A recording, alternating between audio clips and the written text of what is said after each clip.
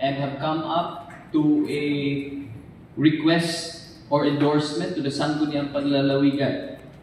If I may read, the letter requests of the Provincial Governor addressed to this representation and to the Sangguniang Panlalawigan.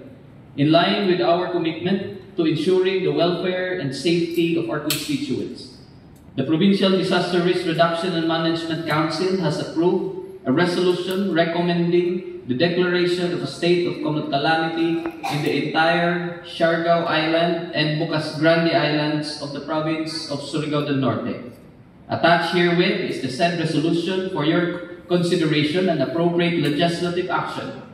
In this regard, the undersigned respectfully requests the Sangguniang Panlalawigan to convene a special session on the 6th of December 2024 to deliberate and pass a resolution declaring the entire Siargao and Bocas Grande Island under a state of calamity.